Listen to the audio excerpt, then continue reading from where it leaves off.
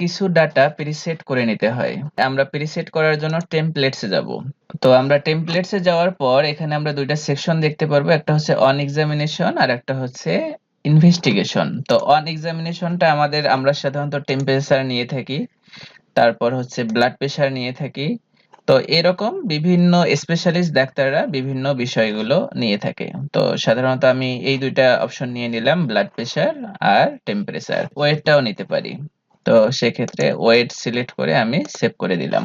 ইনভেস্টিগেশনটাও আগে থেকে আমরা দিয়ে রাখতে পারি, যেমন বেসিক্যালি সিবিসি টেস্ট করা হয়, তারপর হচ্ছে সুগার টেস্ট করা হয়। তো এরকম যেমন আমরা টেস্ট সেরাম ক্যালসিয়াম, আমরা এই চারটা, অর্থাৎ আমি সাপোজ ডক্টর যে পেশেন্ট গুলো আমার কাছে আছে আমি ফ্রিকোয়েন্টলি এই চারটা টেস্ট দেই, তো সেক্ষেত্রে আমি এই চারটা টেস্ট টেমপ্লেটে ক্রিয়েট করে রাখবো। তো আমি সেভ করে দিলাম। এখন আমি যদি প্রেসক্রিপশনে ক্লিক করি তাহলে এই যে এখানে অন এক্সামিনেশন আর ইনভেস্টিগেশনে যে ডাটাগুলো দিলাম, এই পেশেন্টটা যদি নতুন হয় তাহলে প্রেসক্রিপশনে টাচ করা মাত্রই আমার এই ডাটাগুলো চলে আসবে। তো দেখুন আমি অন এক্সামিনেশনে এই বিষয়গুলো দিয়েছি। এখন চাইলেই প্লাসে টাচ করে ওয়েট সাপোজ নিল 60 কেজি, ব্লাড প্রেশার সাপোজ 80/120 লিখে দিল, আর টেম্পারেচার যেমন 102 ডিগ্রি সাপোজ দিয়ে দিল, দিয়ে ডান করে দিল। তাহলে আমাদের প্রেসক্রিপশনটা স্পিড হলো।